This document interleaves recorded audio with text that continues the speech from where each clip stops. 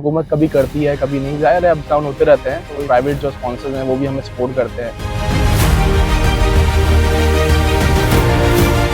मेरा नाम इवाद है और मैं पाकिस्तान सॉफ्ट टेनिस का पाकिस्तान नंबर 1 भी रह चुका हूँ। पहले हम टेनिस खेलते थे टेनिस प्लेयर्स से और सॉफ्ट टेनिस भी साथ साथ हमने रखा। फिर हम इसमें इंटरनेशनल टूर्स आए तो हमने पार्टिसिपेट करवाया इसमें। अभी हम लास्ट कोरिया का जो हमारा 2023 में टूर्नामेंट था उसमें हम 3rd पोजीशन लेके आए पाकिस्तान के लिए। और बहुत बड़ी बात है हमारे लिए भी कि हमने पाकिस्तान को रिप्रेजेंट करा और मेडल लेके आए पाकिस्तान के लिए, शील्ड लेके आए। और 3rd पोजीशन मेरे लिए बहुत ऑनर की बात है कि हमने ये भी पोजीशन हासिल करी है। आने वाले फ्यूचर में हम बहुत सारे टूर्नामेंट अभी हम खेलने जा रहे हैं और जिसमें हमें स्पॉन्सर की भी ज़रूरत है। नेक्स्ट ईयर हमारा कोरिया का वर्ल्ड कप है, इसमें हम पार्टिसिपेट करेंगे इंशाल्लाह।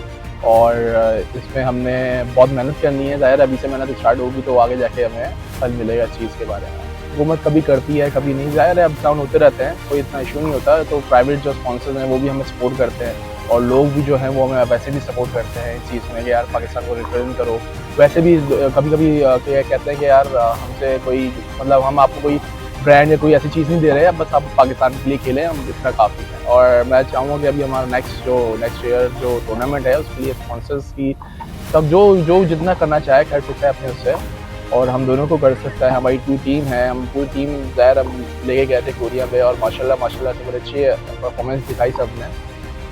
देखिए अखराजात तो बहुत हैं, ज़ाहिर है हमें यहाँ सबसे पहले तो टिकट का खर्चा होता है यहाँ से, फिर एंट्री फीस होती हैं, फिर हमारा रहना खाना पीना और सारी चीज़ें, वहाँ की ट्रैवलिंग की बहुत सारी कॉस्टली बढ़ जाता है। ज़ाहिर है अभी हम जो गए थे हमारा तकरीबन एक बंदे का ऑलमोस्ट 3.5 लाख का तो टिकट आ गया था। 3, सवा 3, 3.5 इस तरह के टिकट चल रहे थे कोरिया तक के। तो ज़ाहिर है उसके बाद फिर आप अपना खाना पीना और रहना भी कहते हो तो उस हिसाब से ही ज़ाहिर है कभी कभी हम अच्छे होटल में रहते हैं, कभी हम वैसे नॉर्मल से होटल में रहते हैं।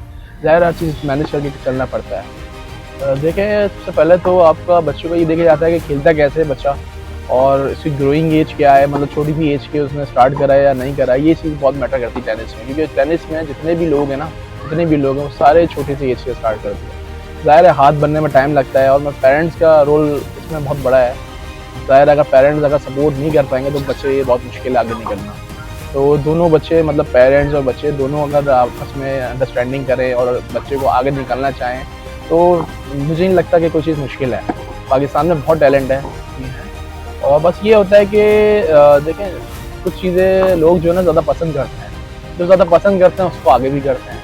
अब टेनिस जो है ज़्यादातर लोग नहीं खेलते हैं, मेजॉरिटी नहीं खेलती टेनिस। बहुत कम जो रियल लोग हैं वो टेनिस खेल रहे होते हैं, स्पीड में जाते हैं। तो मेरे ख्याल से शायद ये लगता है कि लोगों को मतलब हर जेंडरी नहीं खेलती है वाले गेम। महंगा भी है, कॉस्टली भी है थोड़ा सा और लोग अफोर्ड नहीं कर पाते। ज़ाहिर है जब हम लेंगे तो फिर उसका रैकेट बॉल कोर्ट्स और हर चीज़ की फीस भी होती हैं। तो ये सारी चीज़ें आप मिला के बहुत सारे लोग जो जेंडरी होती है वो कहती है कि यार हम बैट बॉल ही खेल लेते हैं, क्रिकेट खेल लेते हैं।